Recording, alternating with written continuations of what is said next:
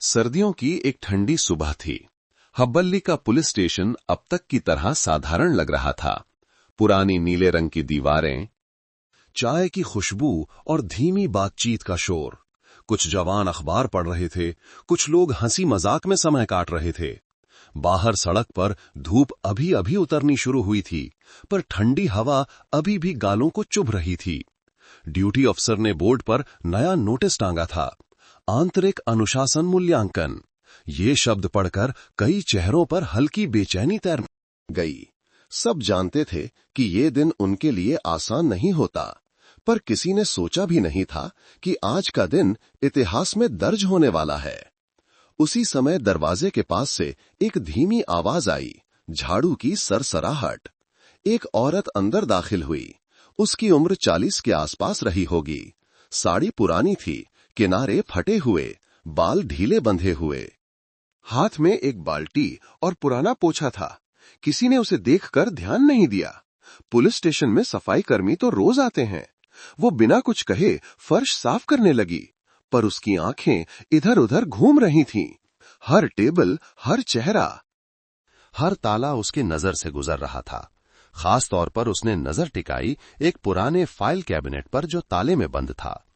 ऊपर लगे सीसीटीवी कैमरे की तरफ भी उसने क्षण भर देखा, जैसे उसकी नजर उस कैमरे की नजर से बातें कर रही हो।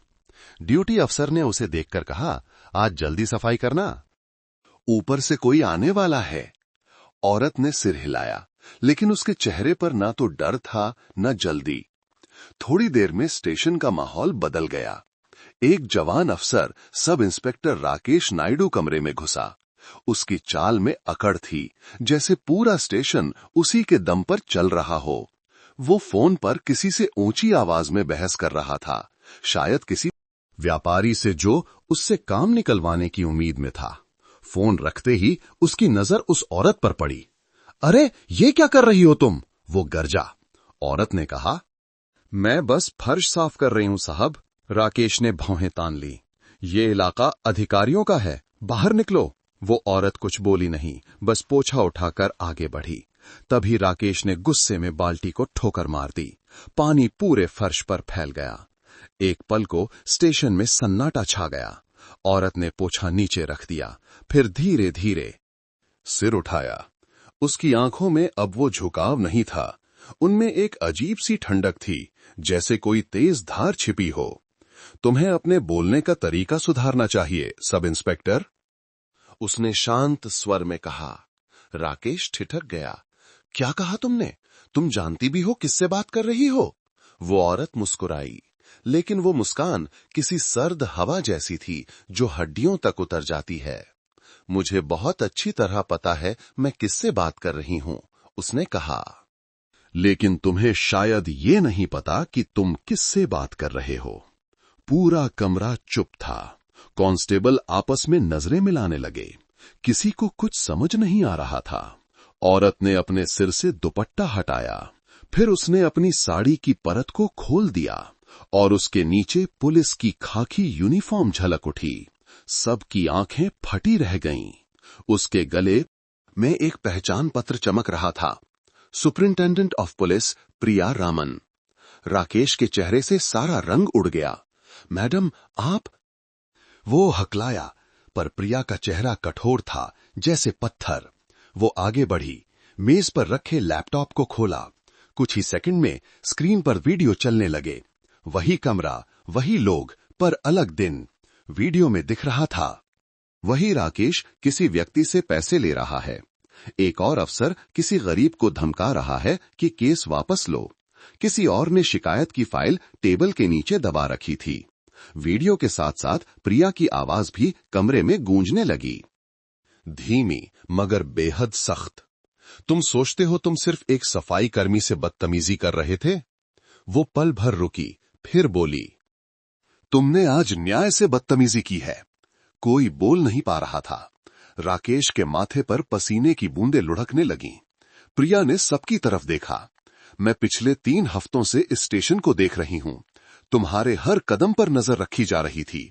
जो लोग इस वर्दी को सम्मान कहते हैं, उन्होंने इसे सौदेबाजी का जरिया बना दिया है। आज से ये सब खत्म होगा।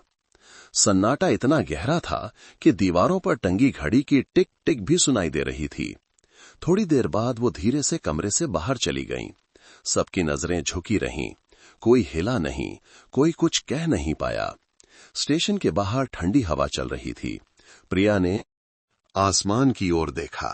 बादलों के पीछे से हल्की धूप झांक रही थी। उसके मन में अपने पिता की छवि उभरी, रमन अय्यर, वो ईमानदार पुलिस अफसर जिसने अपने ही विभाग की भ्रष्टता के खिलाफ आवाज उठाई थी और उसी लड़ाई में जान गंवाई थी। प्रिया ने बुदबुदाया, पापा, मैंने वादा निभाया है, ये वर्दी अभी भी साफ है। हवा उसके बालों से टकराई जैसे किसी ने सिर पर हाथ फेरा हो। वो पल उसके जीवन का मोड़ था। अब ये सिर्फ एक जांच नहीं थी, बल्कि उसके पिता के अधूरे सपने की लड़ाई थी। दूर कहीं मंदिर की घंटी बजी। स्टेशन के भीतर अब खामोशी नहीं, शर्म का सन्नाटा था। और हब्बल्ले की उस सुबह ने देखा, एक औरत जो झाड़ू लगा रही थी, दरअसल वही थी जो इस व्यवस्था की धूल झाड़ने आई थी। उस शाम हब्बल्ली के पुलिस स्टेशन में एक अजीब सन्नाटा पसरा हुआ था। दिन भर की अफरा तफरी के बाद हर कोई अपने कमरे में बंद था। कुछ के चेहरे पर शर्म थी, कुछ के भीतर डर, लेकिन सबसे ज्यादा बेचैनी थी स्टेशन के अंदरूनी दफ्तर में, जहां एसपी प्रिया रामन अकेली बैठी थी। मेज पर बिखरी फाइलें, पुराने अखबारों की कतरनें और एक लैपटॉप जिसकी स्क्रीन पर अभी भी वही वीडियो रुका हुआ था। सब कुछ जैसे किसी गहरे जख्म की गवाही दे रहे हों। प्रिया ने धीरे से सांस ली। वो थकी हुई थी, लेकिन उसकी आंखों में नींद नहीं थी। लैपटॉप की स्क्रीन पर अब उसके पिता की एक पुरानी तस्वीर खुली थी, यूनिफॉर्म में, मुस्कुराते हुए, आंखों में गर्व। तुम्हें पता है पापा, उसने धीरे से कहा, आज मैंने वही किया जो आपने हमेशा सिखाया था, सच बोलने से कभी डरना मत। इतने में दरवाजे पर हल्की दस्तक हुई। मैडम। दरवाजा खुला और अंदर आया एक जवान अफसर, किरण पाटिल, वही जो पिछले कुछ हफ्तों से प्रिया के साथ गुप्त रूप से काम कर रहा था। उसकी आंखों में सम्मान भी था और चिंता भी। सब ठीक है मैडम। प्रिया ने सिर हिलाया। ठीक हो किरण, लेकिन अब हमें अगला कदम जल्दी उठाना होगा। किरण ने धीरे से दरवाजा बंद किया। मैडम, आप समझती हैं ना, जो आपने किया है वो सबको हिला देगा। ऊपर के अफसर इसे पसंद नहीं करेंगे। प्रिया मुस्कुराई। मुझे डर उसी दिन छोड़ देना चाहिए था जिस दिन पापा की अर्थी उठी थी। किरण ने उसकी बात सुनकर कुछ पल चुप्पी साध ली। फिर उसने जेब से एक छोटी चिप निकाली। ये वही फीड है जो हमने तीसरे कैमरे से ली थी, उसने कहा। प्रिया ने उसे ध्यान से देखा। वही जिसमें एसीपी देसाई दिख रहा था? हाँ मैडम। वही, वो भी राकेश के साथ। प्रिया ने एक गहरी सांस ली। तो ये सिर्फ नीचे के लोगों की गलती नहीं है, ये सड़ांध ऊपर तक जा चुकी है। कुछ देर कमरे में खामोशी रही। बाहर ठंडी हवा खिड़कियों से टकरा रही थी। प्रिया ने धीरे से कहा, किरण, क्या तुम्हें पता है स्टेशन की सबसे पुरानी फाइल कौन सी है? किरण ने हैरानी से कहा, शायद वो केस जो 3 साल पहले बंद कर दिया गया था, गोपाल राव केस। बिल्कुल, प्रिया ने कहा। वही केस जिसमें एक निर्दोष आदमी को चोर बताकर जेल भेज दिया गया था। वही केस जिसमें सबूत गायब कर दिए गए थे। और वही केस जिसे मेरे पिता ने आखिरी बार छुआ था। किरण की आंखें चौड़ी हो गईं। आपके पिता उस केस पर काम कर रहे थे? प्रिया ने सिर हिलाया। हाँ, उन्होंने उस केस में बहुत कुछ देखा था, कुछ ऐसा जिसे वो कभी साबित नहीं कर पाए। और जब उन्होंने सच बोलने की कोशिश की, तब उनके ही साथी उनके खिलाफ हो गए। कमरे में कुछ देर सन्नाटा रहा। फिर प्रिया उठी, अलमारी से एक पुराना फोल्डर निकाला। उस पर लिखा था, case number 47B, Gopal Rao theft allegation. उसने फाइल खोली। अंदर सिर्फ 2 पन्ने बचे थे, बाकी सब गायब। पहले पन्ने पर उसके पिता की लिखावट थी, सत्य दबाया जा सकता है, मिटाया नहीं। प्रिया ने पन्ना हाथ में लेकर फुसफुसाई, पापा, अब ये लड़ाई पूरी होगी। अगले दिन सुबह 7 बजे प्रिया और किरण ने स्टेशन का सर्वर रूम खोला। वहां पुराने कैमरों की फीड, दस्तावेज और रिकॉर्ड रखे थे। प्रिया ने एक पुराने सीसीटीवी सर्वर को ऑन किया। स्क्रीन पर धूल जमी हुई थी, जैसे बरसों से किसी ने छुआ ही ना हो। कुछ फाइलें खोलते ही उन्होंने देखा। तारीख 12 जनवरी 2019। उसी दिन गोपाल राव को गिरफ्तार किया गया था। वीडियो में साफ दिख रहा था गोपाल को बिना सबूत के मारा जा रहा है, जबकि वो बार बार कह रहा है कि उसने कुछ नहीं किया। और कमरे में कौन था? एसीपी देसाई, एसआई राकेश और 2 और अफसर। किरण ने हाथों से चेहरा ढक लिया। हे भगवान, ये तो सबूत है, प्रिया ने ठंडी आवाज में कहा। नहीं किरण, ये सबूत नहीं, ये उस व्यवस्था का आईना है जो अपने ही लोगों को खा जाती है। उसने वीडियो कॉपी किया और एक पेन ड्राइव में सेव किया। आज रात हम इसे जिला मुख्यालय भेजेंगे, उसने कहा। लेकिन इससे पहले मुझे किसी से बात करनी है। दोपहर को प्रिया एक छोटे से मंदिर के बाहर खड़ी थीं। वहीं उसके पिता की अस्थियां रखी थीं। हवा में अगरबत्ती की खुशबू थी और आसपास कुछ बच्चे खेल रहे थे। वो धीरे से बोली, पापा, ये वही शहर है जिसे आपने ईमानदारी से सींचा था, पर अब यहां डर बोया गया है। मैं इसे मिटाऊंगी। उसी वक्त उसका फोन बजा। किरण का कॉल था। मैडम, मुझे लगता है कोई हमें फॉलो कर रहा है, उसने कहा। प्रिया ने शांत स्वर में कहा, मैं जानती हूं, यही तो होना था। उसकी आवाज में ना डर था, ना गुस्सा, सिर्फ दृढ़ता। वो समझ चुकी थी कि अब मामला सिर्फ एक जांच का नहीं, बल्कि सच्चाई और सत्ता की टक्कर का है। शाम ढल चुकी थी। जब प्रिया वापस स्टेशन पहुंची तो बाहर कुछ अजीब हलचल थी। गेट पर गाड़ियों की कतारें थीं और अंदर से आवाजें आ रही थीं। एसीपी देसाई आ गए हैं, किरण ने दौड़कर कहा। मैडम, वो सीधे आपके ऑफिस जा रहे हैं। प्रिया ने एक पल के लिए गहरी सांस ली, फिर शांत स्वर में बोली, अच्छा है, अब असली खेल शुरू होगा। वो अपने कमरे में दाखिल हुई। देसाई पहले से वहां था। भारी आवाज, चेहरे पर मुस्कान, लेकिन आंखों में चुनौती। एसपी प्रिया रामन, उसने कहा, आपने कल जो तमाशा किया वो पूरे विभाग में चर्चा का विषय है। प्रिया ने कुर्सी खींचकर बैठी। तमाशा नहीं था एसीपी साहब, वो हकीकत थी जो सब देखना नहीं चाहते। देसाई ने ठहाका लगाया। आप नहीं हैं, भावनाओं में बह गईं। सिस्टम ऐसे नहीं बदलता। प्रिया ने उसकी आंखों में देखा। सिस्टम नहीं बदलता, लोग बदलते हैं, और मैं वही इंसान हूं जो इस बदलाव की शुरुआत करने आई है। कमरे में कुछ पल चुप्पी रही। फिर प्रिया ने पेनड्राइव टेबल पर रखी। इसमें वो वीडियो है जो आपने 2019 में बनवाया था, गोपाल राव केस का। क्या आप चाहेंगे कि ये मीडिया तक पहुंचे? देसाई का चेहरा उतर गया। उसने कुछ बोलने की कोशिश की, पर शब्द नहीं निकले।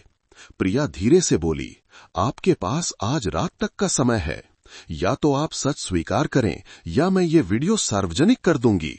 देसाई उठ खड़ा हुआ, गुस्से में बोला, आपको इसका अंजाम पता है? प्रिया ने शांति से कहा, हां। न्याय। वो बाहर निकल गई। उस रात हब्बल्ली की सड़कों पर ठंडी हवा बह रही थी। स्टेशन की इमारत के ऊपर टिमटिमाता बल्ब जल बुझ रहा था। प्रिया अपने ऑफिस की खिड़की से शहर को देख रही थी। वही शहर जहां उसने अपने पिता को खोया, और अब उसी शहर में वो उनका अधूरा सपना पूरा करने जा रही थी। वो जानती थी अब पीछे मुड़ना का कोई रास्ता नहीं, क्योंकि जो औरत कभी झाड़ू लेकर आई थी, अब वो तूफान बन चुकी थी। रात का वक्त था। हब्बल्ली की गलियां लगभग सूनी हो चुकी थीं। पुलिस स्टेशन की इमारत पर बस एक बल्ब टिमटिमा रहा था, जैसे थक चुका हो। अंदर के कमरों में सन्नाटा फैला था, लेकिन एसपी प्रिया रामन के दफ्तर की खिड़की से हल्की रोशनी बाहर गिर रही थी। प्रिया मेज पर बैठी थी। उसके सामने फैली हुई थी फाइलें, वीडियो रिकॉर्ड्स और पेन ड्राइव्स। उसकी आंखों के नीचे हल्के काले घेरे थे, न थकान के, बल्कि उन अनगिनत रातों के जो उसने सच की तलाश में काटी थीं। किरण पाटिल अंदर आया। उसकी सांसें तेज थीं, जैसे वो किसी का पीछा छूटने के बाद आया हो। मैडम, एसीपी देसाई अभी स्टेशन से निकले हैं, लेकिन मुझे यकीन है कि वो हमें चुप नहीं रहने देंगे। प्रिया ने बिना ऊपर देखे कहा, मैं जानती हूं किरण, और शायद अब यही वक्त है जब हमें उनकी चालों से एक कदम आगे रहना होगा। किरण ने धीरे से कहा, आपका मतलब? प्रिया ने स्क्रीन पर एक वीडियो खोला। उसमें देसाई किसी आदमी से पैसे लेते हुए दिख रहा था, लेकिन वो आदमी कोई आम शख्स नहीं था। शहर का एक बड़ा कारोबारी धर्मेश मेहता था, जो कई ठेकेदारों के जरिए पुलिस में घुसपैठ करता था। प्रिया ने कहा, यही वो डोर है जो सबको जोड़ती है, राकेश। देसाई और ये कारोबारी मेहता, जब तक इन तीनों का रिश्ता सामने नहीं आता तब तक सच अधूरा रहेगा। किरण ने सिर हिलाया। मैडम, आप चाहें तो मैं कल सुबह ही राज्य मुख्यालय जाकर फाइल जमा कर दूं। प्रिया ने उसकी आंखों में देखा। नहीं किरण, हम ये केस किसी दफ्तर की टेबल पर नहीं छोड़ सकते। ये वही लोग हैं जो फाइलें गायब कर देते हैं। हमें इसे लोगों तक पहुंचाना होगा। किरण कुछ कहना चाहता था, लेकिन प्रिया की आंखों में इतनी दृढ़ता थी कि उसने चुप रहना ही बेहतर समझा। उसी वक्त स्टेशन के बाहर एक काली कार आकर रुकी। अंदर बैठा था एसीपी देसाई, उसके साथ दो सादे कपड़ों में लोग। वीडियो उनके पास है, देसाई ने धीमे स्वर में कहा। अगर वो बाहर गया तो सब खत्म। पीछे बैठे आदमी ने ठंडी आवाज में कहा, तो उसे बाहर जाने ही मत दो। रात के लगभग 10:30 बजे थे। प्रिया अपने कमरे से निकली। हाथ में वही पेन ड्राइव थी। उस पर छोटे अक्षरों में लिखा था, जस्टिस 47B। वो बाहर जाने ही वाली थी कि अचानक बिजली चली गई। पूरा स्टेशन अंधेरे में डूब गया। किरण ने टॉर्च चलाने की कोशिश की, लेकिन बैटरी खत्म थी। प्रिया ने कहा, सर्वर रूम में बैकअप लाइट है, चलो वहीं चलते हैं। दोनों गलियारे से गुजर रहे थे कि अचानक पीछे से आवाज आई, किसी के कदमों की। प्रिया ने रुक कर कहा, किरण, कोई है? किरण ने चारों ओर देखा। अंधेरे में बस छायाएं थीं और दीवारों से टकराती हवा की आवाज। अचानक गोली चली। गूंज इतनी तेज थी कि स्टेशन के बाहर बैठे गार्ड भी चौंक गए। किरण ने प्रिया को पकड़कर जमीन पर गिरा दिया। गोली दीवार से टकराकर निकल गई। मैडम, जल्दी चलिए। दोनों भागते हुए सर्वर रूम पहुंचे। दरवाजा बंद किया और भीतर से कुंडी लगा दी। प्रिया ने तेजी से लैपटॉप ऑन किया। हमें फाइल अभी भेजनी होगी, उसने कहा। लेकिन इंटरनेट डाउन है, किरण चिल्लाया। प्रिया ने मुस्कुरा कर कहा, मेरे पास दूसरा रास्ता है। उसने अपने मोबाइल का हॉटस्पॉट ऑन किया और डेटा ट्रांसफर शुरू किया। स्क्रीन पर अपलोडिंग का संदेश दिखा, लेकिन तभी दरवाजे पर किसी ने जोर से लात मारी। प्रिया रामन। देसाई की भारी आवाज गूंजी। तुम समझती हो तुम ये सब करके बच जाओगी? ये सिस्टम तुम्हें निगल जाएगा। प्रिया ने जवाब दिया, शायद, लेकिन इस बार सिस्टम को निगलने के लिए किसी को निगलना पड़ेगा और मैं वो काम करने को तैयार हूं। दरवाजे पर एक और धमाका हुआ। मैडम, वो दरवाजा तोड़ देंगे। किरण बोला, बस कुछ सेकंड और। प्रिया ने स्क्रीन की ओर देखा। तभी दरवाजा टूट गया। देसाई अंदर घुसा, हाथ में बंदूक। डिलीट करो वो फाइल, उसने चिल्लाया। प्रिया ने ठंडे स्वर में कहा, अब बहुत देर हो चुकी है। स्क्रीन पर लिखा था, अपलोड कंप्लीटेड। देसाई का चेहरा बदल गया। वो एक पल के लिए रुका, फिर गुस्से में बंदूक उठाई। लेकिन उससे पहले कि वो कुछ करता, किरण ने पीछे से उसकी बांह पकड़ ली। बंदूक नीचे गिरी और गोली फर्श पर चल गई। लड़ाई शुरू हो गई। किरण और देसाई दोनों गिर पड़े। प्रिया में मौका देखकर बंदूक उठाई और कहा, इनफ एसीपी। अब न्याय तुम्हारे हाथ से नहीं, कानून के हाथ से होगा। किरण के होठों से खून बह रहा था, लेकिन उसके चेहरे पर मुस्कान थी। मैडम, फाइल भेज दी गई। प्रिया ने सिर हिलाया। हां बेटा, अब ये सच सबके सामने जाएगा। अगले दिन सुबह हब्बल्ली के अखबारों की सुर्खियां थीं। एसपी प्रिया रामन ने उजागर की पुलिस विभाग की साजिश, एसीपी गिरफ्तार। 3 साल पुराने केस की सच्चाई सामने। शहर भर में लोग पुलिस स्टेशन के बाहर इकट्ठा थे। कुछ लोग फूल लेकर आए, कुछ सिर्फ सम्मान में झुकने। किरण अस्पताल में भर्ती था, लेकिन उसकी हालत स्थिर थी। प्रिया खिड़की से बाहर देख रही थी। उसके चेहरे पर सुकून था, लेकिन आंखों में अभी भी पिता की यादें थीं। उसी वक्त उसके फोन पर एक संदेश आया, आपके पिता गर्व महसूस कर रहे होंगे। भेजने वाला था किरण पाटिल। प्रिया ने आसमान की ओर देखा। धूप अब पूरी तरह निकल आई थी। उसने धीरे से कहा, पापा, आपकी लड़ाई आज पूरी हुई। लेकिन सफाई अभी बाकी है और वो फिर से बाहर निकली। वही रास्ता, वही स्टेशन, वही वर्दी, लेकिन अब वो सिर्फ एक अफसर नहीं थी, वो उम्मीद का प्रतीक बन चुकी थी। सुबह की ठंडी हवा में हब्बल्ली शहर जाग रहा था। सूरज की पहली किरणें पुलिस स्टेशन की दीवारों पर पड़ी, जिन पर अब सत्य शब्द नए रंग से लिखा गया था, जैसे किसी ने रात भर की कालिक धो दी हो। स्टेशन के बाहर भीड़ थी, पत्रकार, कैमरे, आम लोग। सब एसपी प्रिया रामन को देखने आए थे। कल रात अपलोड हुआ वीडियो अब पूरे राज्य में फैल चुका था। सोशल मीडिया पर लोग उसकी बहादुरी की बात कर रहे थे। अखबारों में उसकी तस्वीर छपी थी, वो महिला जिसने व्यवस्था को आईना दिखाया। प्रिया अपने कमरे में बैठी थी। सामने रखी फाइलों पर उसका नाम लिखा था, एसपी प्रिया रामन, इंटरनल इन्वेस्टिगेशन रिपोर्ट। वो शांत थी, पर उसके भीतर एक अनजाना तूफान चल रहा था।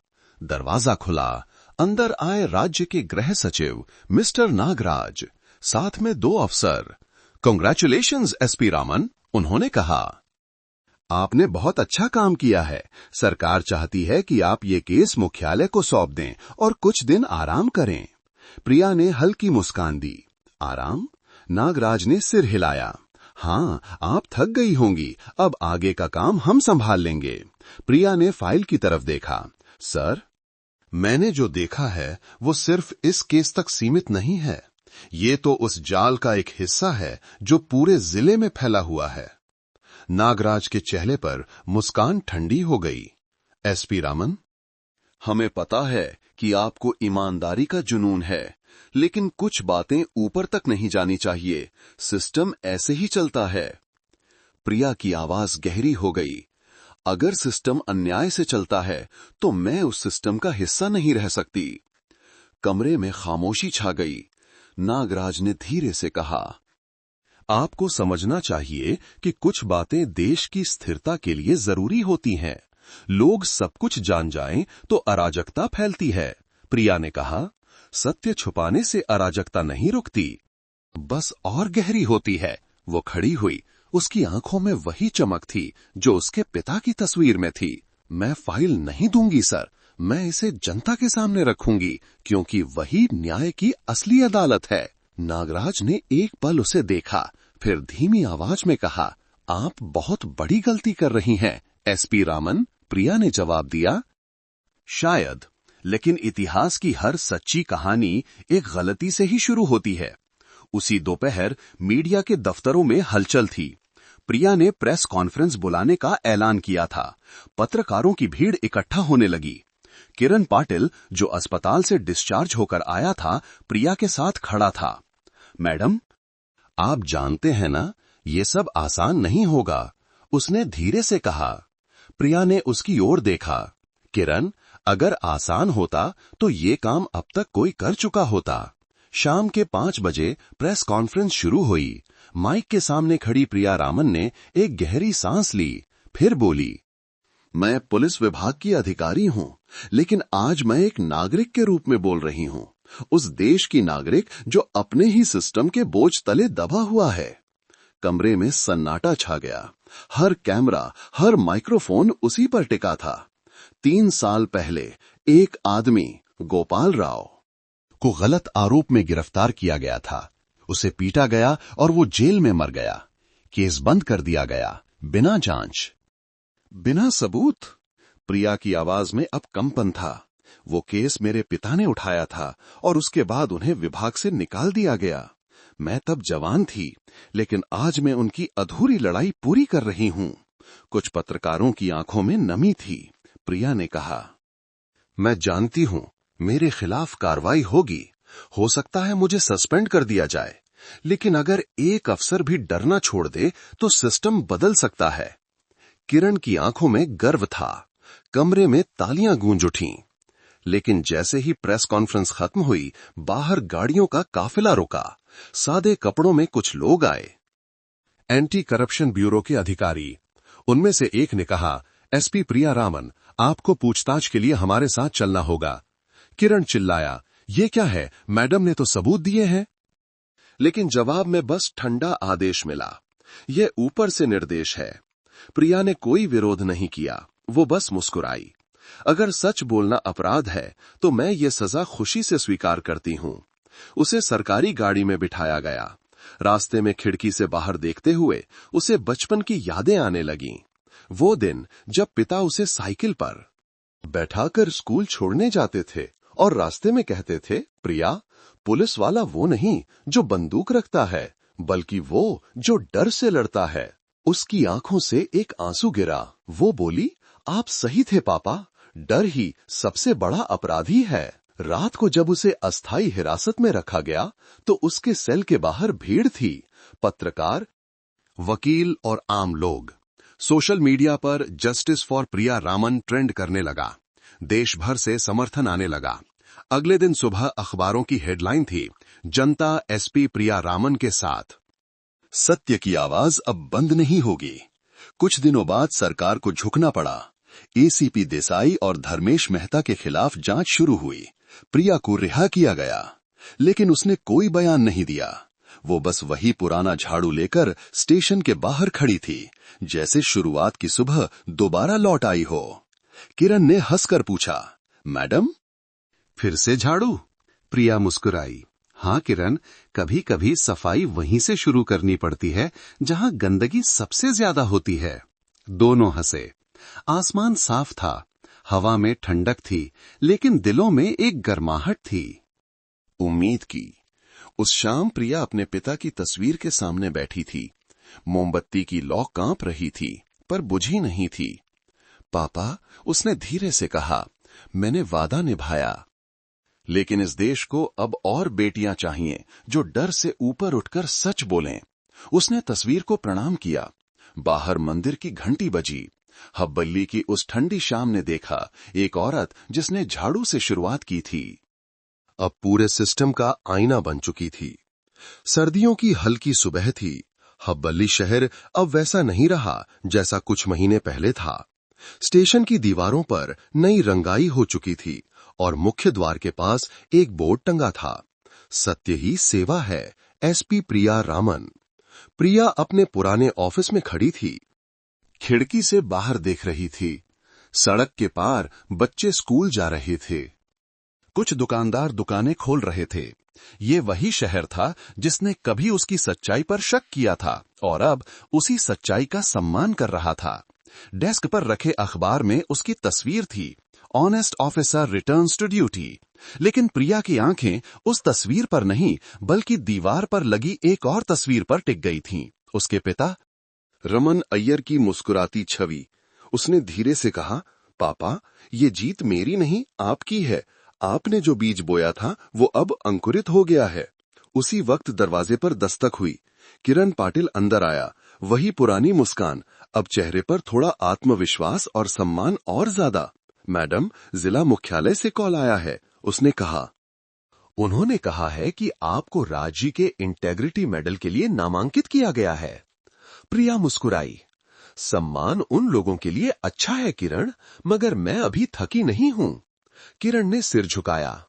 आप जैसी अफसरों की वजह से ही हम जैसे जवानों को उम्मीद मिलती है। प्रिया ने उसकी ओर देखा। किरण, उम्मीद हमेशा जवानों से ही शुरू होती है। मैं बस उस आग को बुझने नहीं दूंगी। कुछ घंटे बाद प्रिया शहर के सरकारी स्कूल में थी। वहां उसने बच्चों से मुलाकात करनी थी। उस कार्यक्रम का नाम था ईमानदारी की कहानियां। छोटे छोटे बच्चे उसकी वर्दी देखकर चमक उठे। एक लड़की ने पूछा, मैडम, क्या पुलिस डरावनी होती है? प्रिया झुकी, मुस्कुराई और बोली, नहीं, पुलिस डरावनी नहीं होती। डर तभी लगता है जब हम झूठ बोलते हैं। सच्चाई में हमेशा शांति होती है। बच्चे तालियां बजाने लगे। प्रिया के चेहरे पर वही गर्मजोशी थी जो उसके पिता की मुस्कान में होती थी। लेकिन शाम को जब वो लौट रही थी, उसकी गाड़ी उसी पुराने रास्ते से गुजरी जहां उसने पहली बार झाड़ू लेकर स्टेशन में कदम रखा था।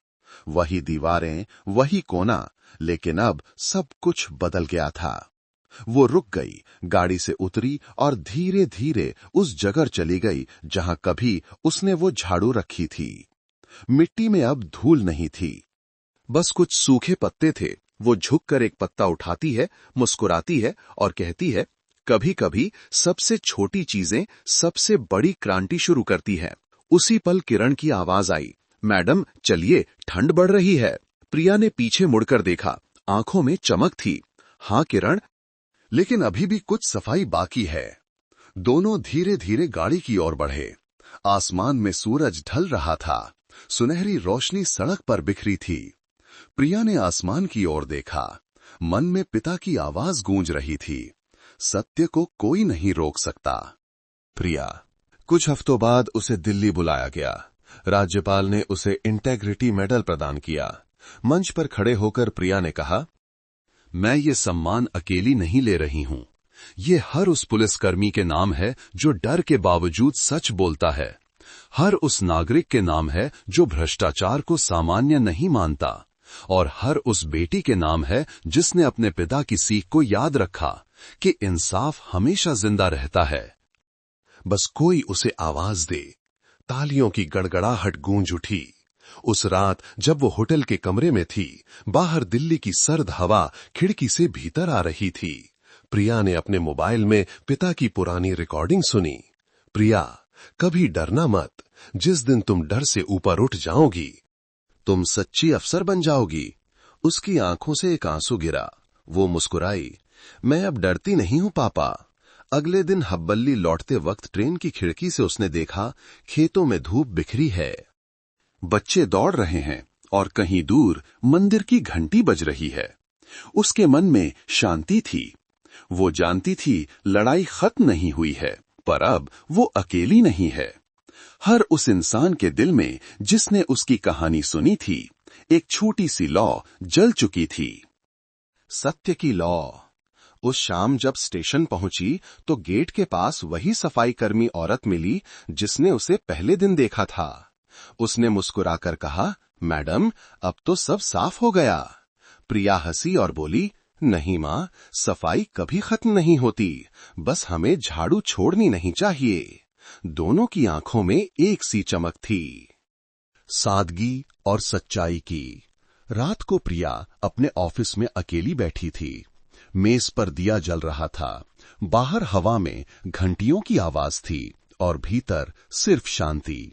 उसने अपनी डायरी खोली और लिखा, सत्य की राह लंबी होती है, कभी कांटों से भरी, कभी अकेली, लेकिन जब अंत में मंजिल मिलती है तो लगता है ये सब दर्द सार्थक था। उसने कलम रख दी और खिड़की से बाहर देखा। आसमान में एक तारा चमक रहा था, शायद वही तारा जो उसके पिता बनकर उसे देख रहा था। प्रिया ने मुस्कुराकर फुसफुसाया, अब चैन से सो जाओ पापा, आपकी बेटी ने अपना वादा निभाया। दिए की लौ थोड़ी सी झुकी, फिर स्थिर हो गई और बाहर सुबह की पहली किरण दिखाई दी। नई शुरुआत की, नए विश्वास की। सर्द हवा अब भी हब्बल्ली की गलियों में बह रही थी, पर शहर के दिल में अब एक नई हलचल थी। लोग अब एसपी प्रिया रामन का नाम श्रद्धा से लेने लगे थे। हर अखबार, हर चैनल, हर चर्चा में उसका जिक्र था। पर जैसे जैसे रोशनी बढ़ती गई, अंधेरा भी गहराता गया। पुलिस विभाग के ऊपर के दफ्तरों में अब एक और खेल शुरू हो गया था। फाइलें इधर उधर होने लगीं। पुराने केस फिर से खोले जा रहे थे और कुछ अफसर प्रिया की जांच को नियम विपरीत बताने लगे। मुख्यालय में बैठे एक अधिकारी डायरेक्टर जनरल चौहान ने धीमी आवाज में कहा, वो लड़की बहुत आगे बढ़ गई है, अगर उसे रोका नहीं गया तो सबकी कुर्सी हिल जाएगी। उनके साथ बैठे मंत्री शिवराज रेड्डी ने मुस्कुराकर कहा, उसे रोको मत, उसे उलझाओ। सिस्टम किसी को सीधा नहीं गिराता, बस इतना घुमाता है कि वो खुद थक कर गिर जाए। उसी वक्त प्रिया अपने ऑफिस में थी। किरण पाटिल अंदर आया, चेहरा थोड़ा गंभीर था। मैडम, आपको पता है मुख्यालय ने नया ऑडिट ऑर्डर निकाला है, आपके सभी केसों की दोबारा जांच होगी। प्रिया ने धीरे से फाइल बंद की। मतलब अब वो जांच मेरे खिलाफ शुरू कर रहे हैं? किरण ने सिर झुका लिया।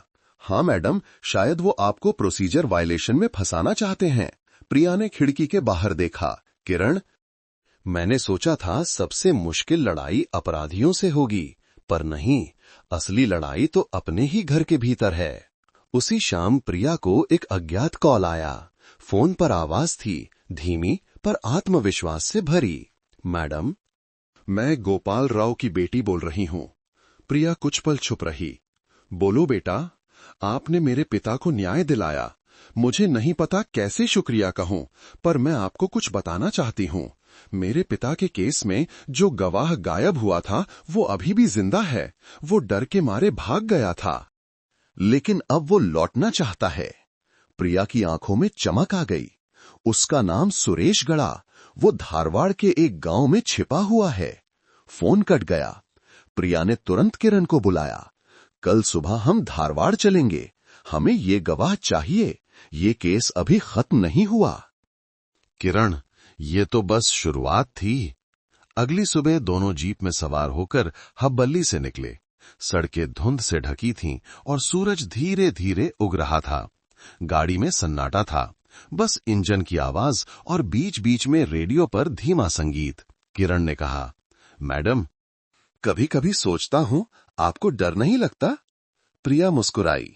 डर तो हर इंसान को लगता है किरण, पर फर्क बस इतना है, कुछ लोग डर के आगे झुक जाते हैं और कुछ लोग उसे देखकर और मजबूत हो जाते हैं। गांव में पहुंचते ही दोनों को एक पुराना मंदिर दिखाई दिया। वहीं पास में एक झोपड़ी थी और बाहर बैठा एक बूढ़ा आदमी, थका हुआ पर आंखों में कहानी भरी हुई। वो था सुरेश गड़ा। प्रिया ने धीरे से कहा, आप सुरेश हैं? वो सिर झुकाकर बोला, हाँ मैडम, पर मैं अब कुछ नहीं कर सकता। जो हुआ वो भूल जाइए। प्रिया उसके पास बैठी, आवाज को नरम किया, सुरेश, अगर आप चुप रहेंगे तो वो लोग जीत जाएंगे जिन्होंने गोपाल राव को मारा। आपके बयान से किसी की आत्मा को शांति मिलेगी। बूढ़े आदमी की आंखों में आंसू आ गए। मुझे सब याद है मैडम, उस रात मैंने देखा था। एसीपी देसाई नहीं, उसके पीछे एक और था, मंत्री शिवराज रेड्डी। प्रिया के हाथ ठिठक गए। क्या मंत्री? सुरेश ने सिर हिलाया। हां, वो खुद आया था। कह रहा था कि ये मामला जल्दी खत्म करो। गोपाल ने उसके ठेके में घोटाले की शिकायत की थी। प्रिया ने गहरी सांस ली। अब उसे समझ आया ये साजिश कितनी ऊपर तक फैली हुई थी। हब्बल्ली लौटते वक्त रास्ते में गाड़ी के पीछे एक और कार चल रही थी। किरण ने शीशे में देखा, मैडम, वो लोग हमें फॉलो कर रहे हैं। प्रिया ने शांत स्वर में कहा, हां मुझे पता है, पर अब रुकना नहीं है। अचानक सड़क पर पत्थर फेंके गए। गाड़ी का संतुलन बिगड़ गया और जीप किनारे आकर रुकी। किरण बाहर कूदा, बंदूक उठाई, पर सामने बस 2 बाइक सवार थे, हेलमेट पहने हुए। उनमें से एक ने कहा, फाइल वापस दे दो एसपी मैडम, वरना ये रास्ता यहीं खत्म हो जाएगा। प्रिया ने गाड़ी से उतरकर कहा, तुम्हारे रास्ते डर पर टिके हैं, मेरा रास्ता विश्वास पर, और विश्वास कभी नहीं रुकता। बाइक वाले भाग गए, शायद उसकी आंखों में वो आग देखकर जो बंदूक से ज्यादा खतरनाक थी। जब वे स्टेशन पहुंचे, प्रिया ने किरण से कहा, किरण, आज से यह सिर्फ एक केस नहीं बल्कि एक आंदोलन है। किरण बोला, मैडम, क्या आप सोचती हैं जनता आपका साथ देगी? प्रिया ने कहा, अगर मैं डरना छोड़ दूं तो शायद वो भी डरना छोड़ देंगे। उस रात जब वो अकेली ऑफिस में बैठी थी तो उसके पिता की पुरानी डायरी उसके सामने खुली थी। उसमें लिखा था, न्याय की राह लंबी होती है, पर अगर कोई एक इंसान भी उसे चलने की हिम्मत करे तो अंधेरा खुद पीछे हट जाता है। प्रिया ने आंखें बंद की। हवा में अगरबत्ती की खुशबू थी और दीवारों पर ठंडक। वो धीरे से फुसफुसाई, पापा, मैं अब अकेली नहीं हूं। धारवाड़ से लौटने के 2 दिन बाद हब्बल्ली पुलिस स्टेशन के ऊपर जैसे तूफान मंडरा रहा था। सुबह सुबह ही खबर आई, राज्य मंत्री शिवराज रेड्डी ने प्रेस कॉन्फ्रेंस में बयान दिया है कि एसपी प्रिया रामन विभाग के विरोधी तत्वों के साथ मिली हुई हैं। किरण ने टीवी की आवाज बढ़ाई। स्क्रीन पर मंत्री रेड्डी आत्मविश्वास से बोल रहा था, ये अफसर अपनी लोकप्रियता के लिए झूठे आरोप लगा रही है। सरकार इसका संज्ञान ले रही है। प्रिया ने बिना कोई प्रतिक्रिया दिए स्क्रीन बंद कर दी। तो अब हमला खुला हो गया है, उसने कहा। किरण ने कहा, मैडम, हमें गवाह सुरेश को छिपाना होगा, वो लोग उसे मार सकते हैं। प्रिया ने सिर हिलाया। सुरेश हमारे लिए साक्ष्य नहीं, उम्मीद है। उसे किसी भी कीमत पर सुरक्षित रखना होगा। उस दिन प्रिया ने अपने पुराने साथी रीना पिल्लई, जो अब इंटेलिजेंस ब्यूरो में थी, को फोन किया। रीना, मुझे तुम्हारी मदद चाहिए। शिवराज रेड्डी के खिलाफ ठोस सबूत चाहिए, वो सब जो हमारे सिस्टम में छिपा हुआ है। रीना ने कहा, प्रिया, तुम जानती हो ये खतरनाक है। रेड्डी सिर्फ मंत्री नहीं, सत्ता का चेहरा है। प्रिया ने जवाब दिया, मैं जानती हूं, पर अगर चेहरा सड़ा हुआ है तो बाकी शरीर को बचाने के लिए उसे काटना ही होगा। रीना कुछ पल चुप रही, फिर बोली, ठीक है, मैं कल रात कुछ भेजूंगी। उसी शाम जब प्रिया स्टेशन से निकल रही थी तो बाहर एक रिपोर्टर उसका इंतजार कर रहा था, अरविंद जोशी, जो स्थानीय चैनल में काम करता था। मैडम, उसने कहा, लोग जानना चाहते हैं कि मंत्री रेड्डी के आरोपों पर आपका जवाब क्या है। प्रिया ने गहरी सांस ली। मेरा जवाब सरल है, अगर सच बोलना अपराध है तो मैं दोषी हूं। अरविंद ने कैमरा बंद किया और धीरे से कहा, मैडम, सावधान रहिएगा।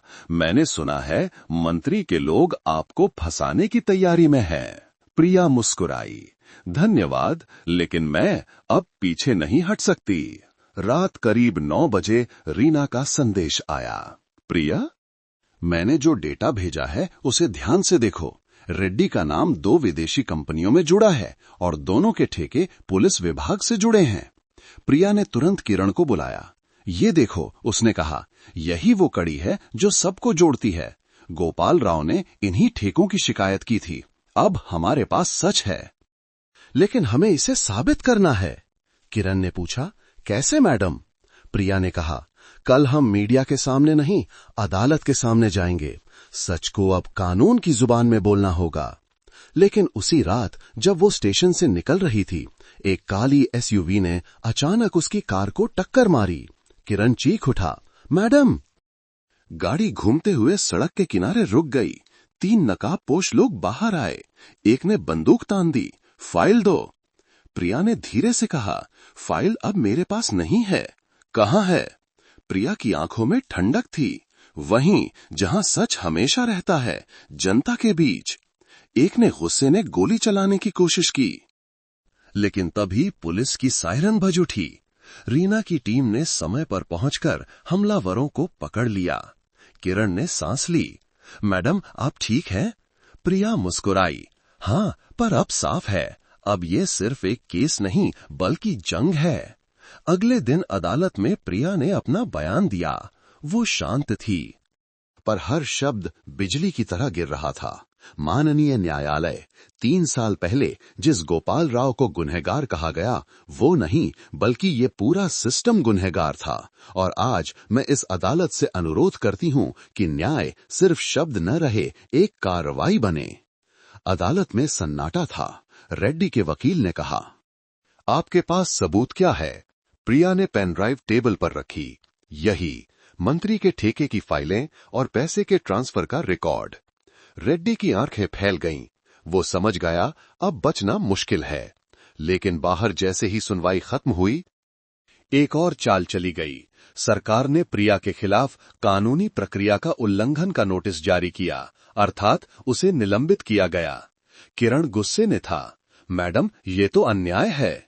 प्रिया ने कहा, कभी कभी न्याय पाने के लिए न्याय से ऊपर उठना पड़ता है। वो शांत थी, लेकिन उसकी आंखों में अब तूफान था। अगर ये सिस्टम सोचता है कि मुझे सस्पेंड करके सच को रोक देगा, तो वो भूल कर रहा है। उसने अपनी मेज से वो झाड़ू उठाई, वही पुरानी झाड़ू जिससे सब कुछ शुरू हुआ था।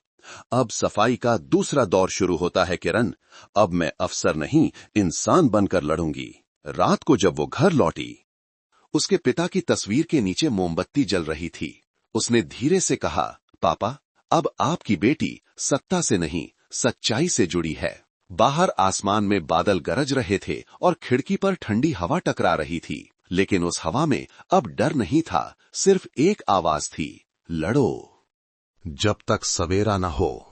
हब्बल्ली की सड़कों पर इस बार ठंडी हवा नहीं बल्कि एक नई आग बह रही थी।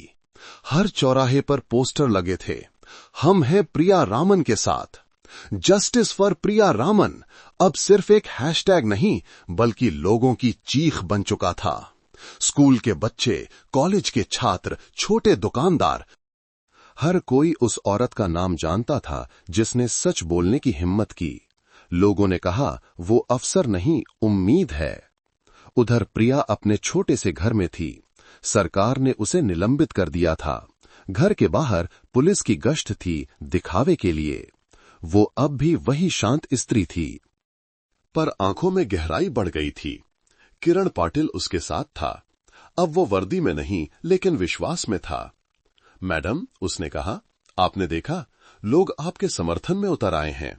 टीवी चैनल वाले कह रहे हैं आपने जो किया वो देश की मिसाल है। प्रिया ने मुस्कुराकर कहा, किरण, जनता की आवाज ही सबसे बड़ा न्यायालय है। पर याद रखना, जब जनता बोलने लगती है तो सत्ता डरने लगती है। शाम को एक पत्रकार अरविंद जोशी फिर मिलने आया। उसने हाथ में एक पेन ड्राइव पकड़ा हुआ था। मैडम, ये देखिए, किसी ने मुझे ये वीडियो भेजा है। इसमें मंत्री शिवराज रेड्डी एक विदेशी एजेंट से पैसे लेते दिख रहा है। प्रिया ने चौंक कर कहा, किसने भेजा? अरविंद ने सिर हिलाया। नाम नहीं बताया गया, लेकिन लगता है आपके विभाग का कोई ईमानदार अफसर है।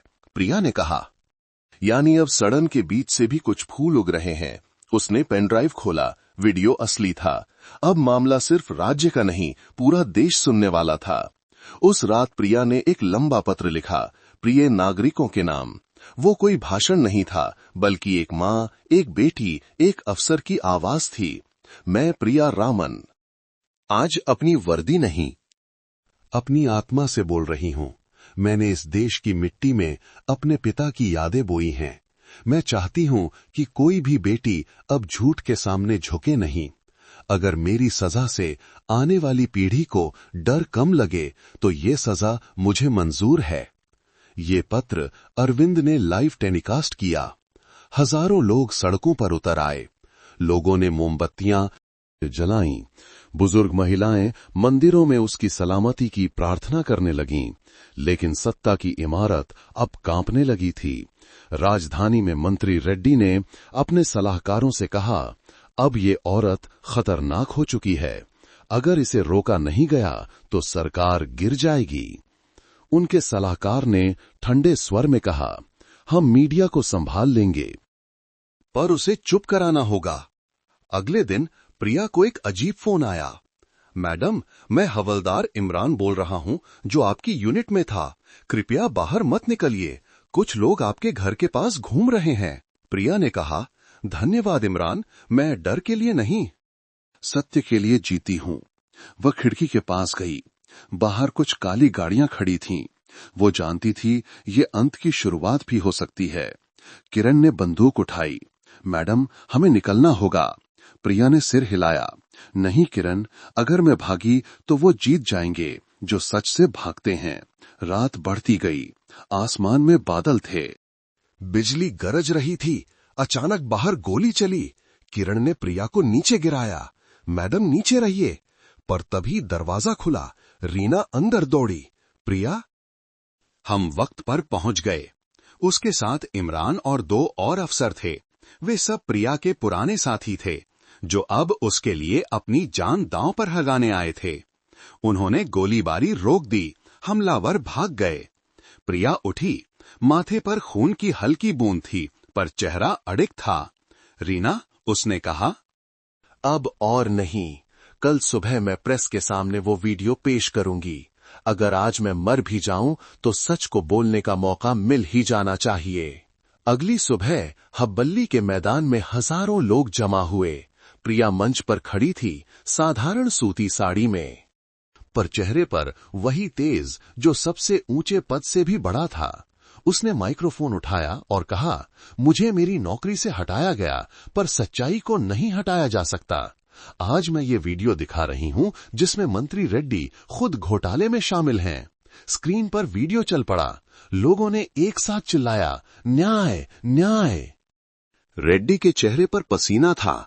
उसने अपने आदमी से कहा, नेटवर्क बंद करो। लेकिन देर हो चुकी थी। वीडियो अब सोशल मीडिया पर लाइव था। हर शहर, हर गांव, हर मोबाइल में सच्चाई पहुंच चुकी थी। शाम तक सरकार ने आपात बैठक बुलाई। मंत्री रेड्डी से इस्तीफा मांगा गया। उसी वक्त राज्यपाल ने आदेश जारी किया। एसपी प्रिया रामन को बहाल किया जाता है। किरण ने समाचार पढ़कर कहा, मैडम, आपने जीत ली। प्रिया मुस्कुराई। नहीं किरण, जीत नहीं, सिर्फ पहली सुबह आई है। उसने आसमान की ओर देखा। बादलों के बीच से सूरज की एक किरण निकल रही थी। सत्य की आवाज को कोई नहीं रोक सकता, उसने कहा, क्योंकि वो जनता के दिल में बसती है। हब्बल्ली की सुबह अब पहले जैसी नहीं रही थी। लोगों के चेहरों पर गर्व था और सड़कों पर जय प्रिया रामन के नारे गूंज रहे थे। टीवी चैनल, अखबार, सब जगह उसी की कहानी थी। एक औरत जिसने सत्ता को झुकाया। पर उसी भीड़ के बीच प्रिया चुपचाप अपने घर की बालकनी में खड़ी थी। उसके हाथ में चाय का प्याला था जो अब ठंडा हो चुका था। आसमान में सूरज था लेकिन उसके मन में बादल। किरण अंदर आया। चेहरा थका हुआ था पर आंखों में सुकून था। मैडम, अब सब ठीक हो गया। रेड्डी गिरफ्तार है। सरकार ने आपको वापस बुला लिया है। अब डरने की कोई बात नहीं। प्रिया ने हल्के से मुस्कुराकर कहा, किरण, डर की बात नहीं रही, पर क्या सच में सब ठीक हो गया है? किरण ने पूछा, क्या मतलब? प्रिया ने कहा, एक मंत्री गया, लेकिन क्या व्यवस्था बदल गई? क्या अब कोई और गोपाल राव नहीं मरेगा? किरण चुप हो गया। प्रिया की आंखें खिड़की से बाहर टिकी रहीं। मुझे डर है किरण, कहीं मेरी जीत सिर्फ खबर बनकर रह न जाए। उसी दिन दोपहर वो अपने पिता की कब्र पर गई। सर्द हवा में फूलों की खुशबू थी। वो मिट्टी के पास झुकी और कहा, पापा, मैंने वो कर दिखाया जो आपने शुरू किया था, पर क्या यही अंत है? क्या ये सच्चाई अब जीवित रहेगी? उसने जमीन पर हाथ रखा। मैं जानती हूं पापा, हर जीत के बाद सन्नाटा आता है। वो सन्नाटा जो याद दिलाता है कि लड़ाई अभी बाकी है। शाम को जब वो ऑफिस लौटी तो उसके टेबल पर एक पत्र रखा था। सरकारी लेटर हेड पर लिखा हुआ, विषय आपका तबादला उत्तर कर्नाटक सीमा क्षेत्र। प्रिया ने धीरे से पत्र पढ़ा। किरण ने अंदर आते ही पूछा, मैडम, क्या हुआ? प्रिया ने मुस्कुराकर कहा, शायद ये उनकी आखिरी चाल है, मुझे भीड़ से दूर भेजने की। किरण ने कहा, पर मैडम, आप चाहें तो इसे रोक सकती हैं। प्रिया ने सिर हिलाया, नहीं किरण, कभी कभी दूरी जरूरी होती है। सिस्टम को हिलाने के लिए कभी पीछे जाना पड़ता है। उस रात प्रिया अकेली थी। रीना ने फोन किया, प्रिया, दिल्ली से खबर आई है, तुम्हें राष्ट्रीय स्तर पर सम्मान मिलने वाला है। प्रिया ने हंसकर कहा, सम्मान? रीना, जब एक अफसर को सम्मान मिलता है तो समझो उसने सच्चाई बोलने की कीमत चुका दी होती है। तो अब क्या करोगी? प्रिया ने धीरे से कहा, मैं वहां जाऊंगी जहां सन्नाटा बोलता है, सीमा के उस गांव में। 3 दिन बाद वो उत्तरी कर्नाटक के छोटे गांव कारवाड़ी में पहुंची।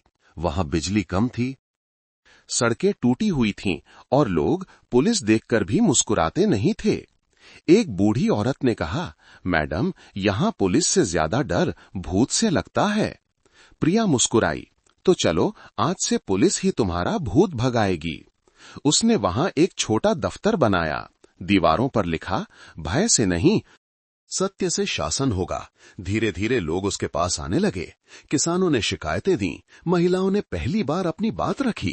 किरण, जो अब ट्रांसफर लेकर वहीं आ गया था, बोला, मैडम, यहां तो आप फिर से शुरू कर रही हैं। प्रिया ने कहा, हां किरण, सच्चाई को हर बार नया जन्म लेना पड़ता है। एक शाम जब वो रिकॉर्ड लिख रही थी, बाहर एक बच्चा दौड़ता हुआ आया। मैडम, आपको कोई मिलने आया है। प्रिया बाहर गई। वो और कोई नहीं, सुरेश गौड़ा था, वही गवाह जिसने सच्चाई की डोर थमाई थी। वो बोला, मैडम, अब मैं चैन से जी सकता हूं। मेरी बेटी ने फिर से स्कूल जाना शुरू किया है। आपने मेरा जीवन लौटा दिया। प्रिया की आंखों में नमी थी। नहीं सुरेश, तुमने हमें वो सच्चाई दी थी जिसे पाने के लिए मैं लड़ रही थी। रात को वो अपने कमरे में अकेली थी। मेज पर पिता की डायरी थी। उसने एक पन्ना खोला। सच्चाई की सबसे बड़ी ताकत यह है कि उसे साबित करने के लिए दुश्मनों की जरूरत नहीं, बस समय चाहिए। प्रिया ने कलम उठाई और लिखा, और मैंने वो समय पा लिया। पापा, अब सच्चाई मेरे भीतर बसती है। अगली सुबह अखबार में खबर थी, प्रिया रामन को राष्ट्रपति द्वारा गैलेंट्री मेडल प्रदान किया गया। किरण ने कहा, मैडम, अब तो पूरा देश आपको जानता है। प्रिया मुस्कुराई, अगर लोग मुझे जाने तो ठीक, पर अगर वे सच्चाई को समझें तो यही मेरी असली जीत होगी। सूरज निकल चुका था। प्रिया स्टेशन के बाहर खड़ी थी। हवा में वही ठंडक थी जैसे पहली सुबह थी जब वो सफाई कर्मी बनकर आई थी। अब वो फिर से वही झाड़ू हाथ में लेकर खड़ी थी। किरण ने पूछा, मैडम, अब भी सफाई? प्रिया ने कहा, हां किरण, सफाई तो जरूरी है, कभी दिल से, कभी देश से। वो हंसी। बच्चे उसके आसपास दौड़ने लगे। कहीं दूर मंदिर की घंटी बजी। प्रिया ने आसमान की ओर देखा, जहां एक पक्षी उड़ रहा था, बिना डर, बिना बंधन के। उसने फुसफुसाया, पापा, अब मैं आजाद हूं। उत्तर कर्नाटक के कारवाड़ी गांव में सर्द हवा के साथ एक नई सुबह आई। सूरज खेतों पर धीरे धीरे उतर रहा था। दूर मंदिर की घंटी बज रही थी और गाय चरागाह की ओर निकल रही थीं। प्रिया रामन उस छोटे से पुलिस चौकी के सामने खड़ी थी, जहां अब एक बोर्ड लगा था, जनता के लिए न्याय, प्रिया रामन इनिशिएटिव। ये वही जगह थी जहां कभी डर बसता था, अब वहां उम्मीद के पौधे उग रहे थे। गांव की महिलाएं अपने बच्चों के साथ आईं। एक बुजुर्ग किसान ने कहा, मैडम, अब लगता है पुलिस हमारे लिए है, हमारे खिलाफ नहीं। प्रिया मुस्कुराई, पुलिस डर की नहीं, विश्वास की वर्दी है, बस किसी को उसे साफ रखना आना चाहिए। धीरे धीरे प्रिया रामन इनिशिएटिव एक मॉडल बन गया। पास के गांवों से लोग आकर सीखने लगे कि कैसे शिकायतें दर्ज कराई जाएं, कैसे अधिकारों की रक्षा की जाए। किरण पाटिल अब उसका मुख्य सहयोगी था। वो रिपोर्ट लिखते हुए बोला, मैडम, पिछले महीने हमने 42 केस बिना रिश्वत सुलझाए हैं। प्रिया ने कहा, देखा किरण, जब नीयत साफ होती है तो फाइलें खुद खुलने लगती हैं। किरण मुस्कुराया, मैडम, आपको नहीं लगता कि अब ये सिर्फ पुलिस का काम नहीं रहा? आप जो कर रही हैं वो एक आंदोलन बन चुका है। प्रिया ने खिड़की से बाहर देखा, जहां खेतों में बच्चे दौड़ रहे थे और औरतें पानी भरते हुए हंस रही थीं। हां किरण, उसने कहा, अब ये आंदोलन है और इसका नाम है सत्य की राह। कुछ हफ्तों बाद पत्रकार अरविंद जोशी वहां पहुंचा। वो कैमरा लेकर आया था। मैडम, देश भर में लोग जानना चाहते हैं कि आप अब क्या करने जा रही हैं। प्रिया ने धीरे से कहा, मैं कुछ नया नहीं कर रही अरविंद, मैं बस वो कर रही हूं जो हर अफसर को करना चाहिए, लोगों की सुनना। अरविंद ने कैमरा बंद कर दिया और बोला, मैडम, आप जानती हैं, अब कॉलेजों में, स्कूलों में आपके नाम से सेमिनार हो रहे हैं। लड़कियां कहती हैं, हमें प्रिया रामन बनना है। प्रिया ने हल्के से मुस्कुरा कर कहा, अगर हर बेटी अपनी सच्चाई के लिए खड़ी हो जाए तो देश में कोई प्रिया रामन अकेली नहीं रहेगी। उसी शाम एक पत्र आया दिल्ली से, गृह मंत्रालय का। प्रिया को सिविल सर्विस रिफॉर्म पैनल में नियुक्त किया गया था। मतलब अब वो व्यवस्था को अंदर से बदलने का मौका पा चुकी थी। किरण ने कहा, मैडम, अब आप दिल्ली जाएंगी? प्रिया ने कहा, हां किरण, अब सफाई गांव से नहीं, दिल से शुरू होगी। और दिल्ली उस सफाई की जरूरत महसूस कर रही है। दिल्ली पहुंचने के बाद उसका स्वागत हुआ, लेकिन वो किसी तामझाम के लिए नहीं आई थी। उसने मीटिंग में कहा, देश का सबसे बड़ा भ्रष्टाचार फाइलों में नहीं, डर में है। अगर हम लोगों से डर निकाल दें तो रिश्वत खुद खत्म हो जाएगी। कमरे में बैठे अधिकारी चुप थे। किसी ने धीमे से कहा, मैडम, आप ही सब खुले में कैसे कह सकती हैं? प्रिया ने कहा, सत्य छिपाया नहीं जा सकता, वो बोलने का हक मांगता है। उस रात दिल्ली के इंडिया गेट पर कुछ कॉलेज के छात्रों ने मोमबत्तियां जलाईं। उनके हाथ में लिखा था, we are Priya Raman. Social media पर ट्रेंड था, सत्य की राह। प्रिया बालकनी से ये सब देख रही थी। उसके चेहरे पर सुकून था, पर साथ ही एक जिम्मेदारी का भार भी। रीना ने फोन किया, प्रिया, तुम अब आंदोलन की आत्मा बन चुकी हो, लोग तुम्हारे नाम पर भरोसा कर रहे हैं। प्रिया ने कहा, रीना, आंदोलन तब तक जिंदा रहता है जब तक वो किसी व्यक्ति से बड़ा हो जाए। मुझे बस इतना करना है कि लोग खुद को बदलना शुरू करें। कुछ महीने बीत गए। प्रिया अब हर हफ्ते किसी न किसी गांव, कॉलेज या शहर में जाती। वो लोगों से कहती, अगर हम गलत देखकर चुप रहे तो हम भी उतने ही दोषी हैं जितना वो जो गलत कर रहा है। उसकी बातों में कोई ऊंचे शब्द नहीं होते, बस सच्चाई की सादगी होती। लोग सुनते, रोते, हंसते और भीतर कुछ बदल जाता। एक दिन प्रिया कारवाड़ी वापस गई। वही चौकी, वही मैदान, वही आसमान। लेकिन अब वहां सैकड़ों बच्चे खेल रहे थे और दीवार पर लिखा था, सत्य की राह, प्रिया रामन फाउंडेशन। किरण ने कहा, मैडम आपने कर दिखाया। प्रिया ने हंसकर कहा, नहीं किरण, हमने नहीं, लोगों ने किया है। मैंने तो बस एक झाड़ू उठाई थी, बाकी सफाई उन्होंने की है। रात को वो अकेली चौकी के बरामदे में बैठी थी। हवा में वही सर्द खुशबू थी जो हर नई सुबह से पहले आती है। उसने आसमान की ओर देखा जहां तारे टिमटिमा रहे थे। धीरे से बोली, पापा, आपने कहा था सच्चाई की राह मुश्किल है, पर अगर चलने वाला सच में सच्चा हो तो राह खुद रास्ता बना लेती है। हवा चली, दिए की लौ थोड़ी झुकी, फिर सीधी हो गई। प्रिया मुस्कुराई। वो अब अकेली नहीं थी, वो एक आवाज बन चुकी थी जो हर दिल में गूंज रही थी। दिल्ली से लौटने के बाद प्रिया कुछ दिनों के लिए फिर हब्बल्ली आई थी। वो चाहती थी कि इस बार वो शहर उसे शोर नहीं, शांति दे। लेकिन कुछ कहानियां इतनी गहरी होती हैं कि वे सन्नाटे में भी गूंजती रहती हैं। स्टेशन के बाहर वही पुरानी पेड़ की छाया थी जहां कभी वो और अर्जुन मेहता बैठा करते थे। वो इंसान जिसने कभी उसकी आंखों में भविष्य देखा था और फिर डर कर उससे दूर चला गया था। किरण ने उस दिन कहा था, मैडम, कोई मिलने आया है, कहता है कि वो आपको बहुत पहले से जानता है। प्रिया ने कहा, कौन? अर्जुन मेहता, किरण ने जवाब दिया। प्रिया कुछ पल के लिए चुप रही। उसे अंदर भेजो। दरवाजा खुला। एक परिचित पर अजनबी चेहरा सामने था।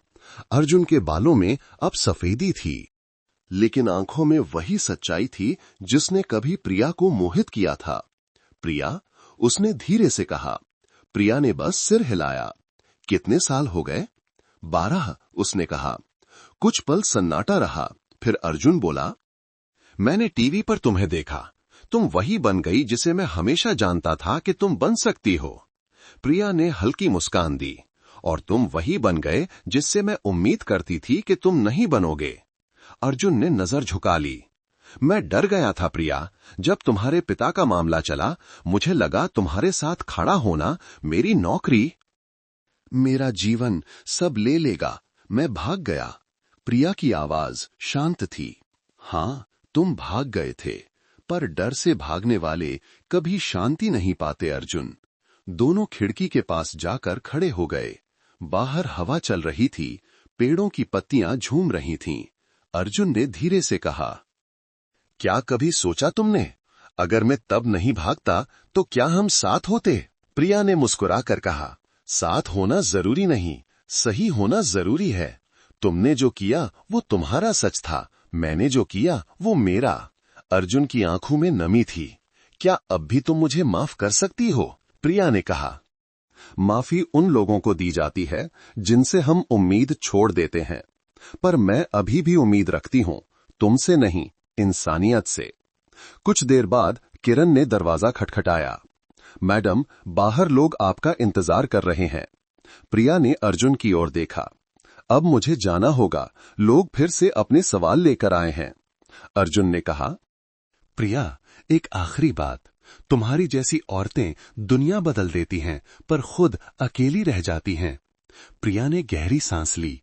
अकेलापन बुरा नहीं होता अर्जुन, वो हमें याद दिलाता है कि हम अब भी इंसान हैं। वो चली गई।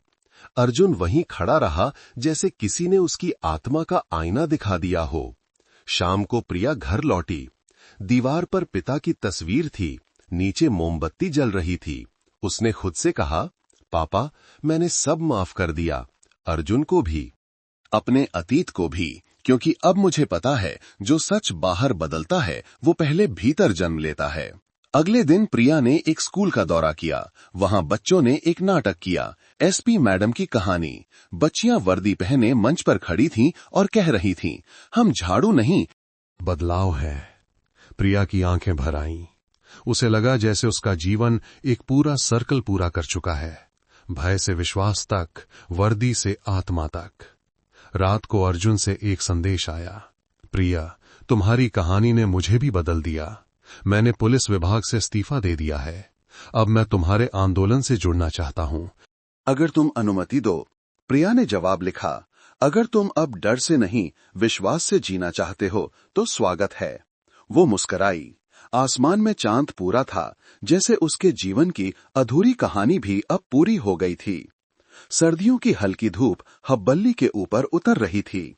प्रिया रामन स्टेशन के पुराने बरामदे में बैठी थी, जहां से कभी उसने अपनी सबसे पहली लड़ाई शुरू की थी। अब वही जगह आंदोलन का केंद्र बन चुकी थी, सत्य की राह मिशन। किरण पाटिल ने कहा, मैडम, आज देश के 12 राज्यों से लोग आ रहे हैं। आपके नाम पर नई पुलिस यूनिट्स बन रही हैं, जहां रिश्वत के बजाय पारदर्शिता को पहचान मिली है। प्रिया मुस्कुराई। किरण, ये मेरा नहीं, देश का बदलाव है। जब जनता जागती है तो कोई अंधेरा टिक नहीं सकता।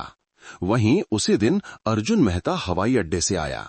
अब वो साधारण कपड़ों में था, कंधे पर एक थैला और चेहरे पर वही ईमानदारी की लकीरें। वो सीधा प्रिया के पास गया। प्रिया, उसने कहा, मैंने तय किया है कि मैं तुम्हारे साथ रहूंगा, एक सहयोगी की तरह, ना कि किसी और भूमिका में। प्रिया ने हल्के से मुस्कुराकर कहा, अर्जुन, अगर तुम अब भी डर से नहीं भाग रहे हो तो तुम्हारा स्वागत है। दोनों की आंखों में एक नई समझ थी। अब रिश्ता दिल से नहीं, दृष्टि से जुड़ चुका था। आंदोलन की शुरुआत एक साधारण विचार से हुई, सत्य सिखाओ, भय मिटाओ। प्रिया और अर्जुन ने साथ मिलकर स्कूलों और कॉलेजों में ईमानदारी पर कार्यशालाएं शुरू कीं। वे बच्चों को बताते, भ्रष्टाचार केवल पैसे का नहीं, सोच का होता है। धीरे धीरे ये विचार सोशल मीडिया से निकलकर गांवों और कस्बों तक पहुंच गया। लोग अपने घरों पर पोस्टर लगाने लगे, सत्य से बड़ा कोई धर्म नहीं। एक दिन दिल्ली के इंडिया गेट पर एक बड़ा जन आंदोलन हुआ। हजारों लोग हर उम्र के सत्य की राह के झंडे लिए खड़े थे। अरविंद जोशी, जो अब आंदोलन का मीडिया चेहरा बन चुका था, मंच से बोला, प्रिया रामन सिर्फ एक अफसर नहीं, एक विचार है जो हमें याद दिलाता है कि न्याय कोई दफ्तर में बंद शब्द नहीं, वो हमारे दिल में जिंदा एक जिम्मेदारी है। तालियों की आवाज आसमान तक गूंज उठी। प्रिया मंच पर आई, माइक पकड़ा और बोली, आज मैं अफसर नहीं, एक नागरिक के रूप में खड़ी हूं। अगर देश का हर नागरिक अपनी आत्मा से ईमानदार हो जाए तो किसी कानून की जरूरत नहीं रहेगी। लोगों ने नारा लगाया, सत्य की राह, जय हिंद। आंदोलन बढ़ता गया, पर इसके साथ चुनौतियां भी आईं। कई बड़े अधिकारी और नेता प्रिया के खिलाफ षड्यंत्र रचने लगे। कहा गया वो राजनीति कर रही है, लेकिन जनता ने जवाब दिया, अगर सच कहना राजनीति है तो हम सब राजनीतिज्ञ हैं। एक रात प्रिया अपने कमरे में अकेली बैठी थी। अर्जुन अंदर आया, बोला, प्रिये, आज तुम्हें थकान नहीं लगती? प्रिया मुस्कुराई, थकान तब लगती है जब मंजिल दिखे, पर जब मंजिल भीतर हो तो रास्ता कभी खत्म नहीं होता।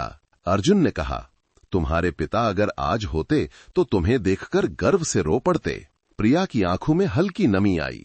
नहीं अर्जुन, वो नहीं रोते, वो बस इतना कहते, अब मेरी बेटी नहीं, मेरी सोच जिंदा है। अगले हफ्ते सत्य की राह को राष्ट्रीय स्तर पर मान्यता मिली। सरकार ने घोषणा की, प्रिया रामन और उनकी टीम को पीपल्स इंटेग्रिटी अवार्ड प्रदान किया जाएगा। सम्मेलन के दिन देश भर से छात्र, पुलिसकर्मी और आम नागरिक आए। मंच पर प्रिया के पीछे लगा बैनर चमक रहा था, एक झाड़ू से शुरू हुई कहानी। प्रिया ने भाषण शुरू किया, मैंने कभी सोचा नहीं था कि एक सफाई कर्मी का भेष मुझे ये सिखाएगा कि असली सफाई जमीन की नहीं, आत्मा की होती है। हम सब इस देश के सफाई कर्मी हैं। किसी न किसी रूप में लोगों की आंखों में आंसू थे। किरण और अर्जुन दोनों ने एक दूसरे की ओर देखा, वो जानते थे कि ये केवल आंदोलन नहीं, एक पीढ़ी का जागरण है। उसी रात प्रिया ने अपने पिता की डायरी में आखिरी पन्ना लिखा। पापा, आपने जो आग बुझने से पहले छोड़ी थी, वो अब मशाल बन चुकी है। मैंने समझा है कि सच्चाई की राह में जीत नहीं, यात्रा जरूरी है, और ये यात्रा अब मेरे बाद भी चलेगी। उसने कलम रखी और आसमान की ओर देखा, जहां तारे चमक रहे थे, जैसे हर एक में उसके पिता की मुस्कान थी। अगले दिन प्रिया और अर्जुन ट्रेन से दक्षिण भारत के एक छोटे कस्बे जा रहे थे। रास्ते में बच्चों ने खिड़की से झांककर कहा, मैडम, आप वही हैं ना जो झाड़ू लेकर आई थीं? प्रिया मुस्कुराई। हाँ बेटा, वही, लेकिन अब झाड़ू नहीं, विश्वास लेकर जा रही हूं। ट्रेन की खिड़की से बाहर सूरज डूब रहा था, पर उसके भीतर एक नया सवेरा उठ चुका था। सर्दियों की एक रात थी।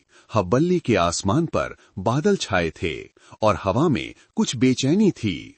सत्य की राह के कार्यालय में सन्नाटा पसरा था। सिर्फ टेबल पर रखे दीपक की लौ कांप रही थी। प्रिया रामन रिपोर्ट देख रही थी। देश भर से आंदोलन की शाखाओं की सूचनाएं आ रही थीं। कहीं किसान अपने अधिकारों के लिए उठ खड़े हुए थे, कहीं पुलिसकर्मी रिश्वत न लेने की शपथ ले रहे थे। वो मुस्कुराई।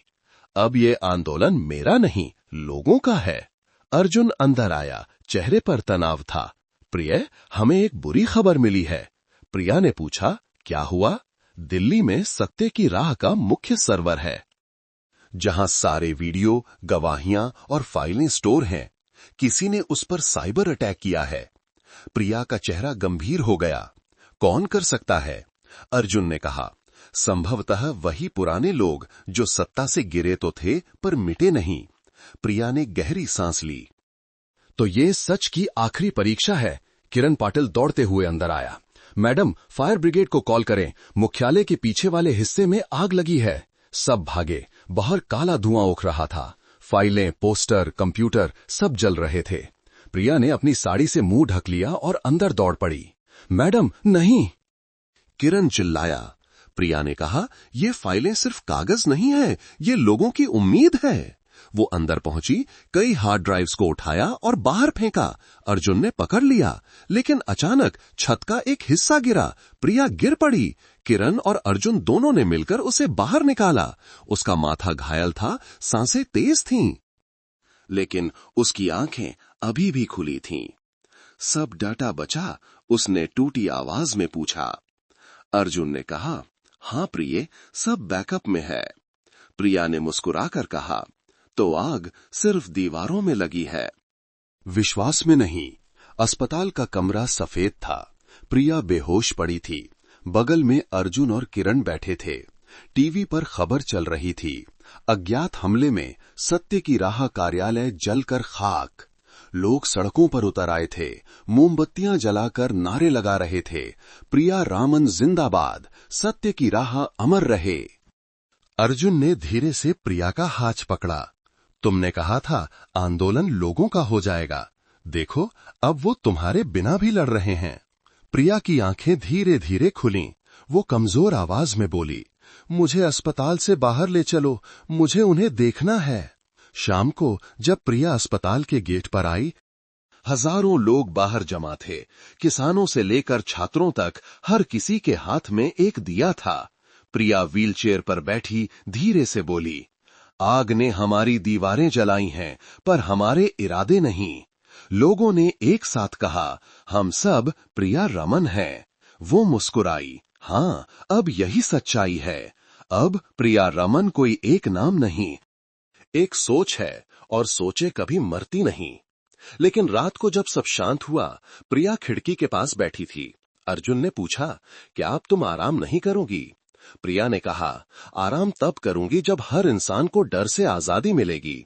अभी तो बस शुरुआत हुई है। उसने आसमान की ओर देखा।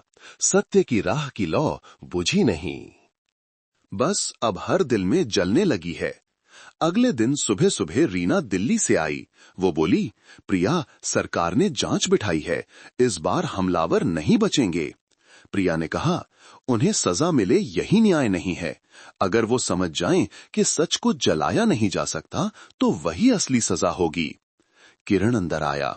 मैडम, मीडिया वाले बाहर हैं, पूरे देश को आपका संदेश चाहिए। प्रिया ने माइक्रोफोन उठाया। मेरे देशवासियों, आज मेरी आवाज थोड़ी धीमी है, पर मेरा विश्वास पहले से ज्यादा ऊंचा है। अगर कल मेरा शरीर गिर भी जाए तो मेरी सोच हर ईमानदार इंसान में जिंदा रहेगी, क्योंकि सत्य को न जलाया जा सकता है न दबाया जा सकता है।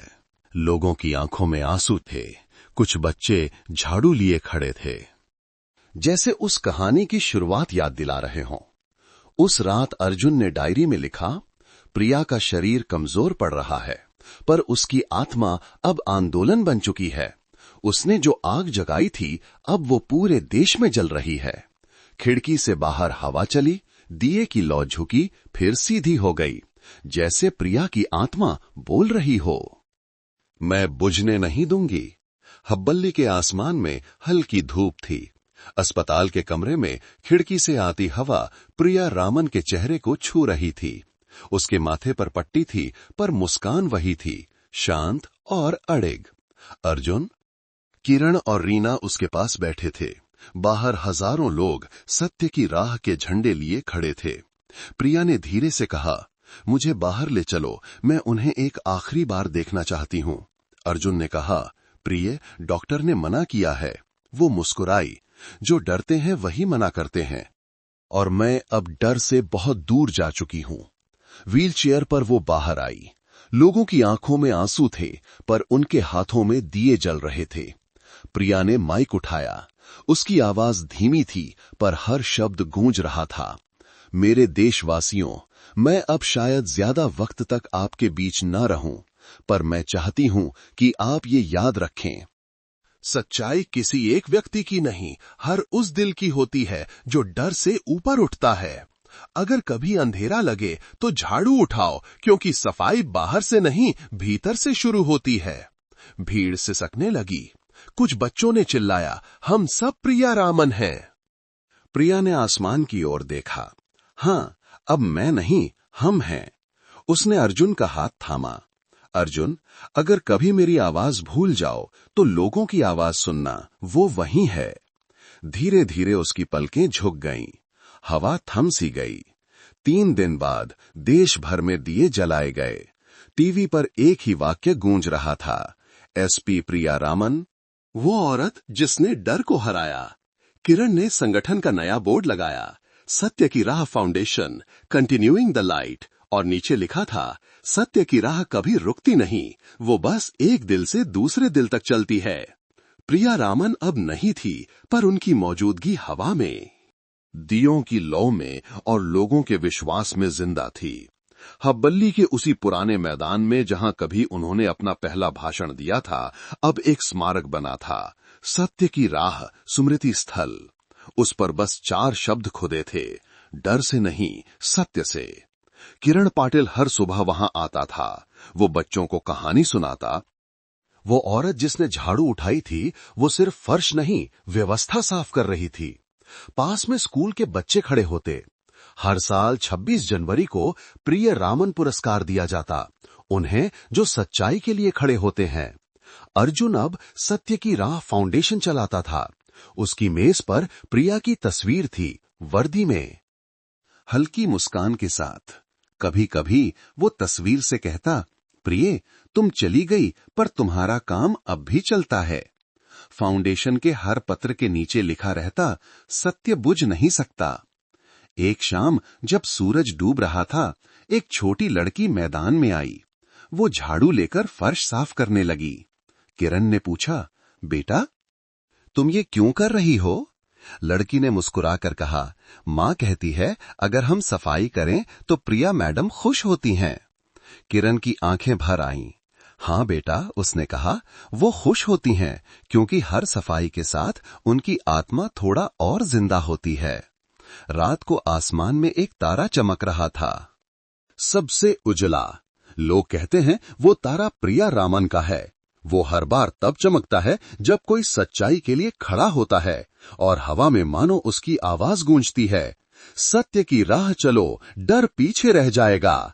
ये कहानी केवल मनोरंजन और शिक्षा के उद्देश्य से बनाई गई है। सभी पात्र, घटनाएं और संवाद काल्पनिक हैं। इनका किसी भी वास्तविक व्यक्ति, संस्था या घटना से कोई संबंध नहीं है। कृपया इसे केवल एक कहानी के रूप में देखें और आनंद लें।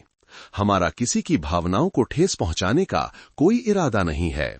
अगर आपको ये कहानी पसंद आई हो तो लाइक और शेयर करें और कमेंट में लिखें कि प्रिया रमन का कौन सा कदम आपको सबसे ज्यादा प्रभावित करता है। हमारे चैनल को सब्सक्राइब करना ना भूलें ताकि आप ऐसी और प्रेरणादायक कहानियां देख सकें। धन्यवाद। आप लोग ये वीडियो कहां से देख रहे हैं, हमें कमेंट करके जरूर बताएं। आपको ये कहानी कैसी लगी? इस कहानी के बारे में आपके क्या विचार हैं? हमें कमेंट सेक्शन में बताना ना भूलें।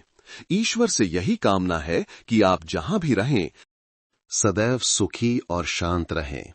अगर आपके पास भी ऐसी कोई दिलचस्प कहानी है तो हमारे साथ जरूर साझा करें। हमें आपकी कहानियां पढ़ने का इंतजार रहेगा।